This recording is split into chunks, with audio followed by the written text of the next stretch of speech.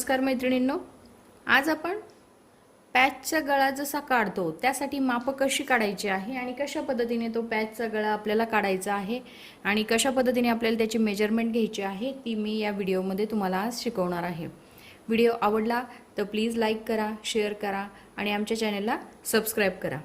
आता हे बघा, व्हिडिओ बघताना पूर्ण बघा, म्हणजे काय होतं पूर्णपणे व्यवस्थित लक्षात येतं, जे आपण शिकवतो ते अगदी व्यवस्थित लक्षात येतं।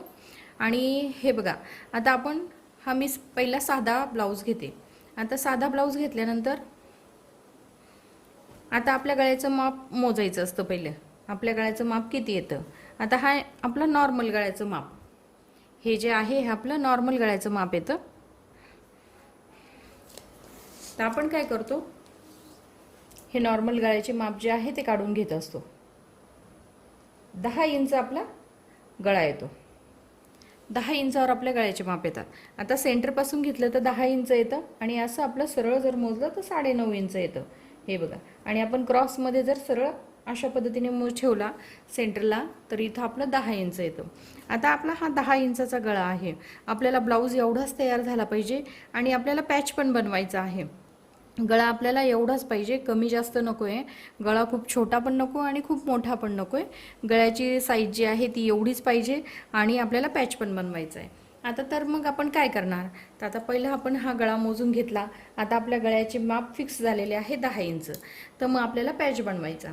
आता हे बघा, दुसरा ब्लाउज पण मी दाखवते। आता इथे आपण पॅटर्न टाकलेला आहे। आता ह्या ब्लाउजला पॅटर्न टाकलेला आहे, तर इथे आपल्याला काय झालेलं आहे, 10 इंचाचा आपला हा गळा आहे। आता 10 इंचाचा गळा आपला तयार झालेला आहे, पण घेताना आपण ब्लाउजचा गळा किती घेतलेला आहे, कटिंग करताना किती इंचाचा कट केला आहे, 13 इंचाचा कट केला। हे बघा, 13 इंचावर कट केला, म्हणजे आपला 3 इंचाचा हा जो आहे 3 इंचाचा आपला पॅच आलेला आहे। आता तुम्हाला पॅच किती आवडतो हे याच्यावर पण डिपेंड आहे। आता समजा याच्यावर तुम्हाला पॅच छोटा आवडतो किंवा जास्त पूर्ण भरलेला पण पॅच आवडतो, म्हणजे जशा पूर्णपणे आपण गळ्याची कटिंग करतो आणि इथं पूर्ण पॅच असला तरी चालून जातो, किंवा त्यामध्ये छोटासा तुम्हाला पॅच टाकायचा आहे, 1.5 इंचाचा टाकायचा, 2 इंचाचा टाकायचा किंवा 3 इंचाचा टाकायचा, त्या हिशोबाने आपल्याला काय करायचं, ही गळ्याची कटिंग जी आहे ही पहिली आपल्याला 13 इंचावर कट करायची आहे। आपला गळा तर 10 इंच आहे, तर मग आपण 13 इंचावर ब्लाउजची कटिंग केलेली आहे। 13 इंचावर ब्लाउजची कटिंग केल्यानंतर आपल्याला काय करायचं, हे बघा, इथे आपण हा गळा पहिला तयार करून घ्यायचा। 13 इंचाचा जो गळा आहे तो पहिला तयार करून घ्यायचा। आता तो तयार झाल्यानंतर यामध्ये आपल्याला पॅचची डिझाईन कशी आवडते ती बघायची। आता पॅचची डिझाईन कशी आवडते, तर आता हे बघा, इथपासून तर हा गळा पण आपला 10 इंचाचा बरोबर ब्रॉड व्यवस्थित आला पाहिजे। तो असा जास्त गळा चिटकून पण नाही आला पाहिजे, कारण गळा जो आहे जसा आहे तसाच गळा आपल्याला पाहिजे आणि त्याच्यानंतर आपल्याला पॅच बनवायचा। मग आता याच्यामध्ये काय केलं, 2 पॅच बनवलेले आहे। जसं ही आपली साडीचा कलर आहे, मग साडीचा आपण ज्यावेळेस ब्लाउज कटिंग करतो त्यावेळेस थोडासा हा साडीचा कलर पण आपण कट करायचा आहे, किंवा ज्यावेळेस नेसत्या साईडनी साडी असते त्यामध्ये पण आपण छोटीशी पट्टी जरी कट केली आपल्या पॅचसाठी तरी चालून जाते। तर मग हा साडीतला ब्लाउज आहे आणि हा ब्लाउज जो आहे साडीतला आहे आणि ह्या साडीचा कलर आहे। मग आपण काय केलं, हा साधा गळा आपण पानगळा बनवून घेतला, त्याच्यानंतर हा आकार आपण टाकला, हा बनवला। आता हा बनवल्यानंतर इथे आपल्याला ह्या गळ्याची साईज जी आहे, कारण आपल्याला डबल पॅच टाकायचा होता, हा 11 इंचाचा झाला। आता इथपर्यंत आपल्याला 11 इंचाचा झाला, पण आपल्याला गळा किती पाहिजे, 10 इंचाचा। मग आपण काय केलं, याच्यावरती परत एक व्यवस्थित डबल पॅच टाकला।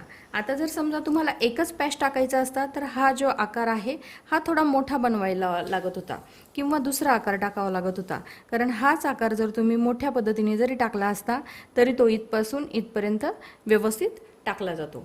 तर आपण पहिल्यांदा काय करायचं, आपल्याला लक्षात घ्यायचं आपल्याला गळ्याची साईज केवढी पाहिजे, आपला गळा किती आहे, जसा गळा आहे तेवढाच ब्रॉडनेस पण आपल्याला पाहिजे, त्यानुसार आपल्याला पॅच हा बनवावा लागतो। आता पॅच जर बनवायचा तर तुम्हाला हे लक्षात घ्यायला पाहिजे की आपल्याला किती इंचाचा पॅच आवडतो। कधी कधी कोणाला खूप छोटासा पॅच आवडतो, कधी कधी कोणाला थोडासा ब्रॉड असला तरी चालून जातो, कधी कधी कोणाला पूर्ण हा पॅचचा ब्लाउज असला तरी चालतो। तर हे लक्षात घ्यायचं की आपला पॅच पॅच किती इंचाचा पाहिजे, मग त्या हिशोबाने आपण हा ब्लाऊजचा गळा जो आहे तो खाली वाढवायचा.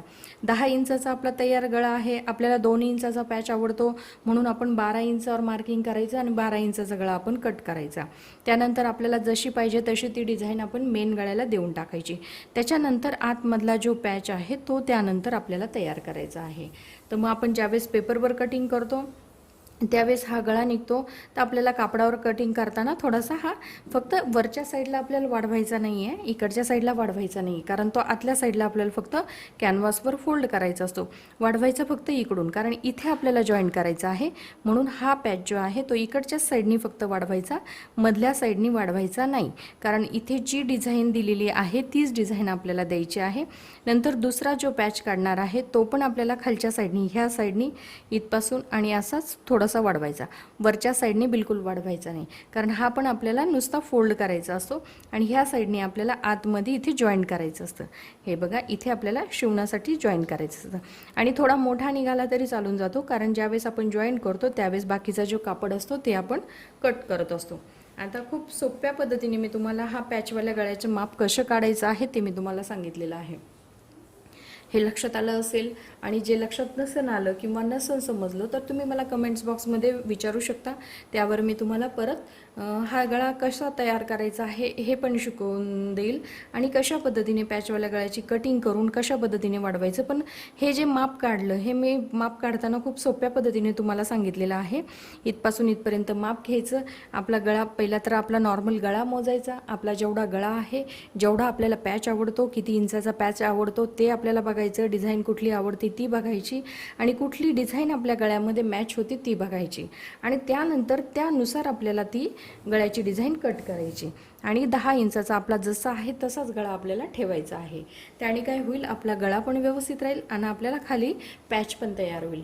आता मी खूप सोप्या पद्धतीने तुम्हाला पॅचवाल्या गळ्याचे मार्किंग किंवा माप कसं काढायचं आहे ते मी तुम्हाला या व्हिडिओमध्ये शिकवलेलं आहे. व्हिडिओ आवडला तर लाईक करा, शेअर करा आणि आमच्या चॅनलला सबस्क्राईब करा. धन्यवाद.